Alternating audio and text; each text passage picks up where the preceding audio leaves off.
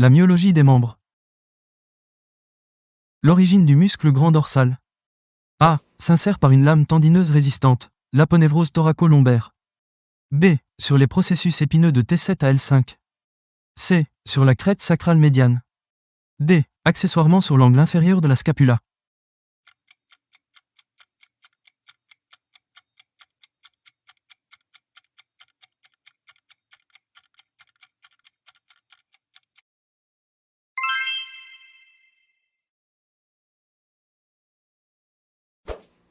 Le muscle élévateur de la scapula. A. Né de 4 tendons s'insérant sur les processus épineux de C1 à C4. B. Est oblique en bas et latéralement. C. Se termine sur le bord médial de la scapula au niveau de l'épine de la scapula. D. Est innervé par le N. Suprascapulaire.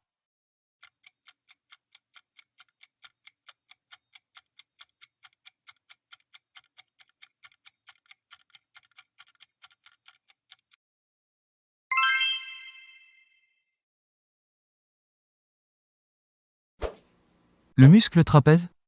A. Est fixateur de la scapula contre le thorax. B. Est élévateur de la ceinture scapulaire.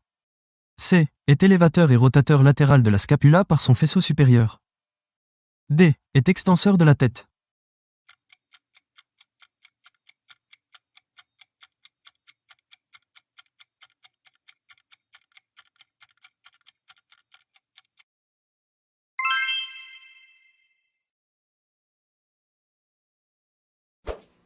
Le muscle grand dorsal.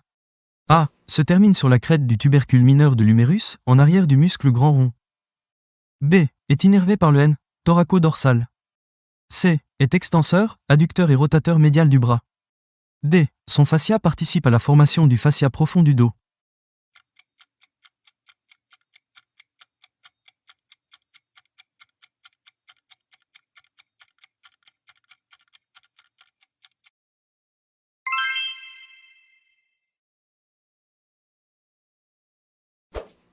Le muscle petit rhomboïde.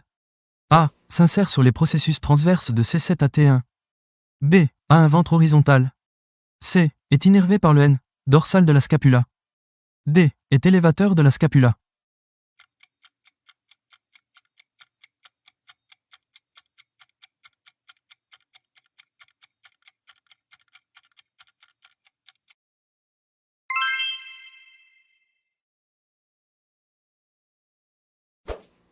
Le muscle trapèze. A. S'insère sur les processus épineux de C1 à T12. B. Est innervé par le nerf accessoire. C. Se termine par 3 faisceaux. D. Son fascia participe à la formation du fascia profond du dos.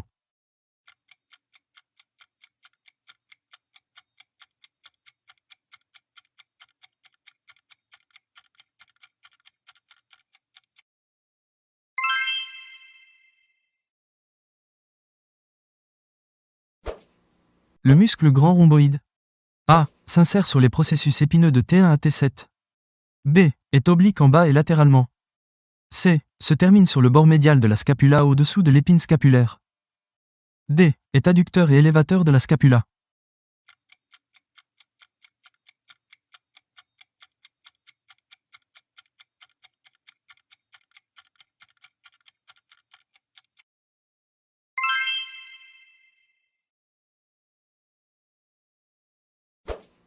Le fascia profond du dos. A. Se continue en haut avec le fascia nucal. B. S'insère sur le ligament supraépineux. C. S'insère sur le processus coracoïde. D. S'insère sur la crête iliaque.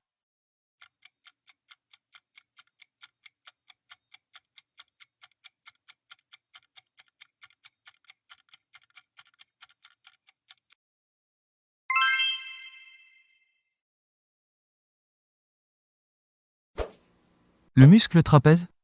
A. Son faisceau supérieur se termine sur la face supérieure de la clavicule. B. Son faisceau moyen se termine sur le bord latéral de l'acromion. C. S'insère sur le ligament nucal. D. S'insère sur l'aponévrose thoraco-lombaire.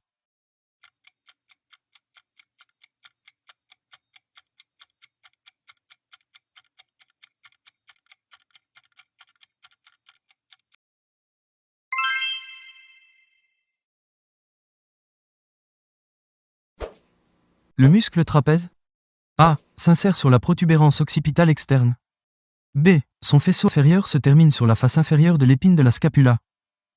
C. Son faisceau inférieur se termine sur le versant inférieur du bord postérieur de la scapula. D. S'insère sur les ligaments interépineux de C7 à T12.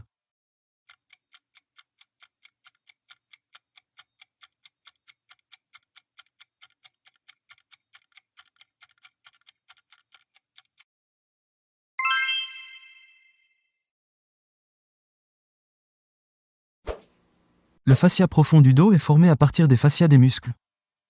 A. Trapèze. B. Grand dorsal. C. Élévateur de la scapula. D. Grand rhomboïde.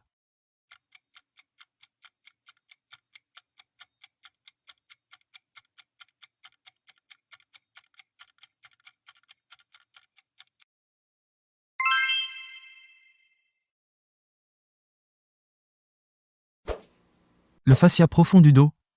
A. Se continue latéralement avec le fascia deltoïdien.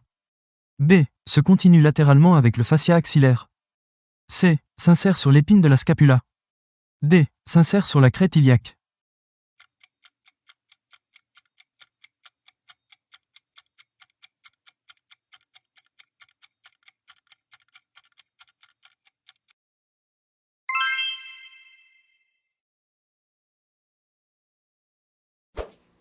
Le muscle grand dorsal. A. Se termine par un tendon aplati.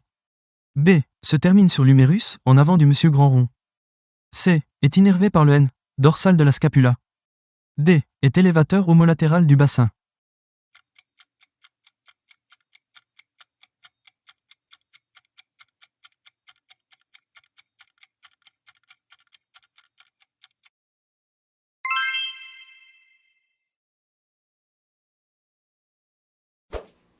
Le muscle grand dorsal. A. S'insère sur les processus épineux de C7 à T12. B. S'insère sur la crête sacrale médiale. C. Est rotateur latéral du bras. D. S'insère, accessoirement, sur les 3 dernières côtes.